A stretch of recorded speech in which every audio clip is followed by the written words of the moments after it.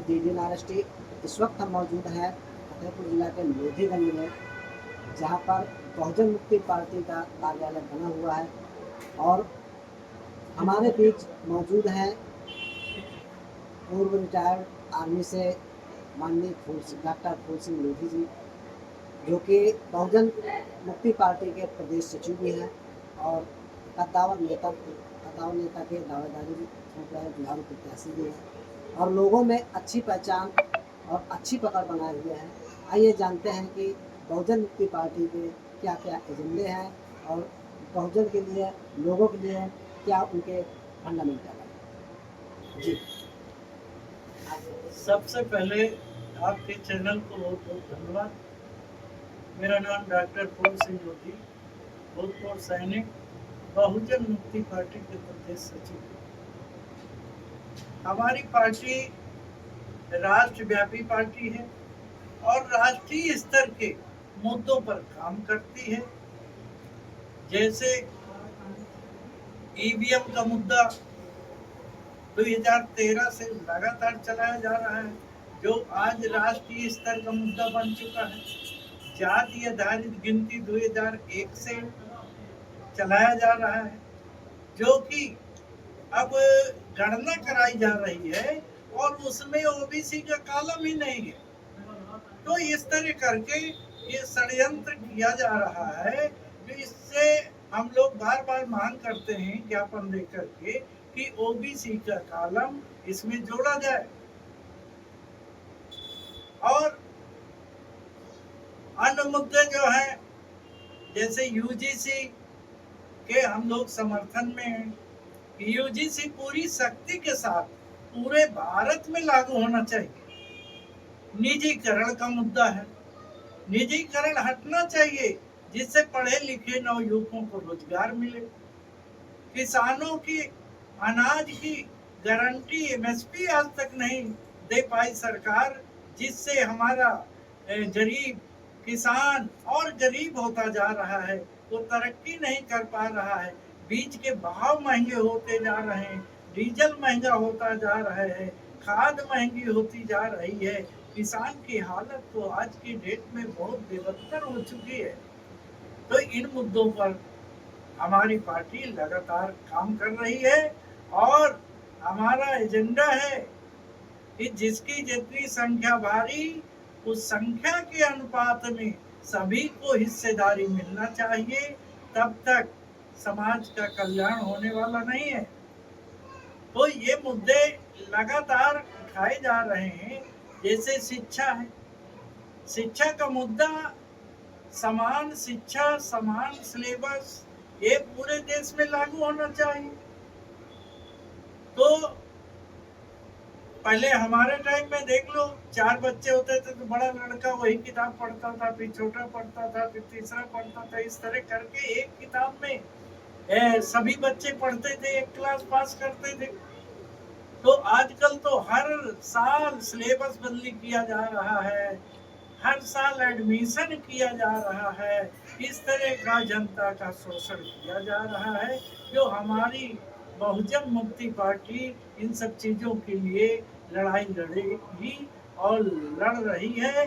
और अभी देख लीजिए, 7-7, 8-8, 10-10 बार का विधायक सांसद हो जाता है, 8-8, 10-10 बार पेंशन मिल रही है, लेकिन जो गरीब किसान मजदूर वोट देता है, लेकिन वोटर के लिए आज तक कोई सरकार किया। हमारी पार्टी अपने एजेंडे में वोटर पेंशन भी लागू करेगी, जो पहली बार भारत में बहुजन मुक्ति पार्टी वोटर पेंशन भी लागू करने का काम करेगी। और अपने एजेंडे को 100 रुपए के स्टैम्प पेपर में लिख करके देगी, जो आज तक कोई पार्टी नहीं दे पाई है। तो एक लीगल प्रोसेसिंग के तहत जो विधायक बनेगा और एजेंडा के मुताबिक काम नहीं करेगा, तो जनता का अधिकार है उसके पास, उसके ऊपर मुकदमा दायर कर सकते हैं। लेकिन आज तक देखो, बहुत पार्टियां आती हैं, झूठे वादे करके चली जाती हैं, काम नहीं कुछ कर पाती हैं और जनता को लोभ लुभाना देख करके वोट हासिल कर लेती है। तो इस तरह ये अब चलने वाला नहीं है। और बहुजन मुक्ति पार्टी देशव्यापी पार्टी है और आई ज्वाइन माई ज्वाइन वाली पार्टी नहीं है। ये लोगों को पूरे देश में जागरूक करने का काम कर रही है और जागरूक करने के लिए ये पढ़ा लिखा आदमी होने के बावजूद भी वो समझदार अभी नहीं है। जैसे जैसे समझदारी बढ़ेगी तैसे तैसे वो अपने हक अधिकार को हासिल करने के लिए आंदोलन पर उतरेगा। आज तो थोड़ा आंदोलन है, आगे आने वाली भविष्य में ये जन आंदोलन में बदलेगा, जो कि 6 लाख गांवों तक में हमारा संगठन पहुंचने वाला है। हमारे माननीय वामन मेश्राम जी लगातार रात दिन काम कर रहे हैं इस पर। लाखों लोग देश में ये व्यवस्था परिवर्तन की लड़ाई लड़ रहे हैं। चौधरी विकास पटेल जैसे लोग, तो वामन मेश्राम जी ने लाखों लोगों को तैयार कर दिया है। लाखों लोग उतर चुके हैं और देश की व्यवस्था परिवर्तन के लिए काम कर रहे हैं। जब तक देश की व्यवस्था परिवर्तन नहीं होगी, सत्ता परिवर्तन से खाली कुछ काम होने वाला नहीं है। सत्ता परिवर्तन से तो विधायक की जिंदगी बदल जाती है, संसद की जिंदगी बदल जाती है, लेकिन आम आदमी की कभी जिंदगी नहीं बदल रही है। तो उसके लिए हमारी पार्टी लगातार काम कर रही है, जो देश में दिखाई देने लगा है। 2027 का चुनाव करीब है। 2027 में बहुजन मुक्ति पार्टी सभी सीटों से चुनाव लड़ेगी। बहुत अच्छी बात। और सामने आपके जो है जो मजबूत पार्टियां हैं, बीजेपी है, कांग्रेस है, बीएसपी है, सपा है, इन पार्टियों के अगेंस्ट में आप अपने आप को कैसे मतलब फाइट करेंगे, कैसे अपने मतलब? देखो, अभी तक क्या होता था कि हमारे लोग समझदार नहीं थे। वो भौकाल देखते थे कि किस प्रत्याशी के पास 50 गाड़ी चल रही है, चलो उसी को वोट दे देते हैं। कौन प्रत्याशी दारू मुर्गा खिला रहा है, उसको वोट दे देते हैं। कौन साड़ी बांट रहा है, कौन पैसा बांट रहा है, उसको वोट दे देते हैं। लेकिन अब हमारे लोग समझदार हो चुके हैं। वो जानते हैं कि भौकाल दिखाने वाला, दारू मुर्गा खिलाने वाला, पैसा बांटने वाला वो तो हमारा आदमी ही नहीं है। तो अब जनता अपने विचारधारा के आदमी को जिताएगी। वो भले ही चाहे एक गाड़ी से प्रचार करे, समझदार हो गई है तो समझदारी के बल पर, अपने एजेंडे के बल पर बहुजन मुक्ति पार्टी 2027 में सत्ता में आएगी और इसकी लगातार तैयारी चल रही है। बहुत अच्छी।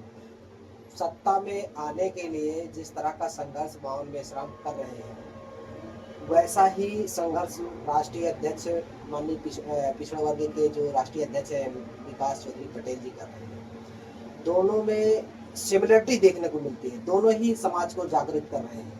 तो इन्होंने अभी तक कोई चेहरा ऐसा बनाया है समाज में, समाज के सामने ला करके खड़ा करने के लिए, या फिर अभी उसकी तैयारी चल रही है? उसकी तैयारी चल रही है, लगातार चल रही है। चौधरी विकास पटेल जैसे लोग, लाखों लोग तैयार हो चुके हैं भारत में और पूरे देश में काम कर रहे हैं।